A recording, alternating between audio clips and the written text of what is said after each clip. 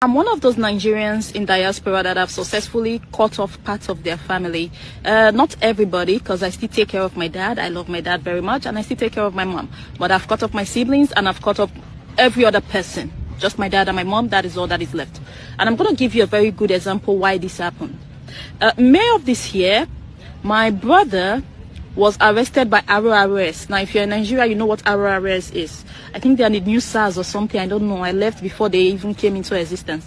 So, he was arrested by RRS. It was a very serious case. I spent over 4 million naira to get him out of RRS custody, to make sure he doesn't go to prison. He didn't do anything serious. What happened was that somebody stole a phone and sold it to him. The person that owned the phone was brutally assaulted. It was like a criminal offense or something. Anyway, that's by the way. So when he came out, along the line, some of my cousins also got arrested because they were hanging around my brother. So when the RRS officials came, you know, Nigerian thing, they packed everybody.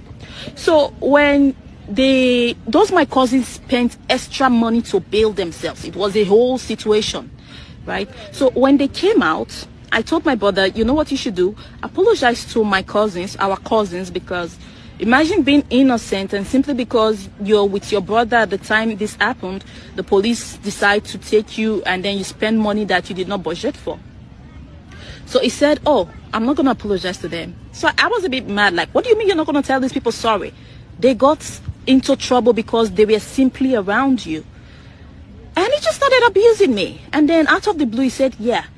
I said, oh, I spent so and so money, and these people, my cousins, they spent like 2.5 million. We spent like 4 million. I said, if somebody makes me spend that kind of money, I would never forgive this person.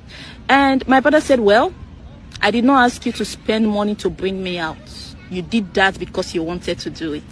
And I haven't talked to him till today. I haven't talked to him. Then my younger sister, she came once last year. She's like, I went to learn a skill.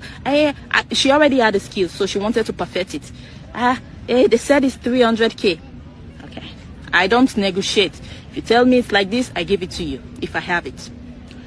She didn't learn the skill. She forgot that she told me she was going to learn the skill last year. This year she came again and said she needed 500k for the skill. I just looked at her and I'm like, okay, I gave her the 500k. She hasn't learned the skill. It became a competition of who can scam me the most. And I'm like, fuck these people. Alright guys, welcome back to my channel, Max Analysis TV. If this is your first time of joining us on this wonderful channel, hop in, go ahead, subscribe, like, comment, share.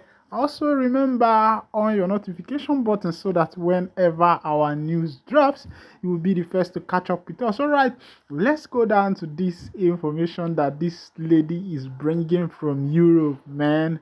This is heart touching. You can imagine sending your loved ones money and they end up scamming you, they end up taking advantage of you just because you are living over there in the UK.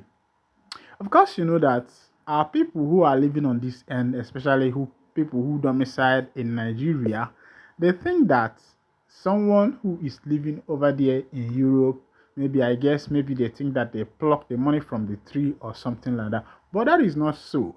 Looking at the story of this girl, she said that her brother was arrested by SARS because she bought a stolen phone. And before I continue, I hope that has taught you a lesson that you are not supposed to buy a second-handed property that you do not fully verify from the person you are buying it from. It is very dangerous. Now, the brother ended up in the SARS net because he bought a stolen item. And this girl in question happened to help the brother to bail him because the case was up to the tune of 4 million naira. That could be a lie from the brother because you bought a stolen property.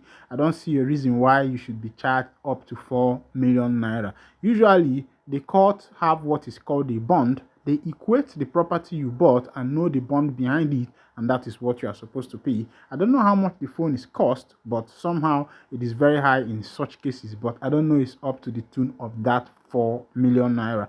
And when this girl asked the brother to apologize to the cousins who were also involved in the incident because all of them were hanging around together, the brother blatantly refused that he is not going to apologize to the cousins, and he also explained the story of paying 300,000 for her sister to learn a skill which she did not learn, and also the girl demanded another 500,000 to learn a skill which she did not learn. And according to her, she said that she has marked it bad to give money to anyone that is here in Nigeria except her mom and her dad. And I know that a lot of people have taken this kind of decisions because of problem, and maybe because they were scammed by the people that are living in Nigeria. Okay, our Nigerian brothers, please stop giving us bad names.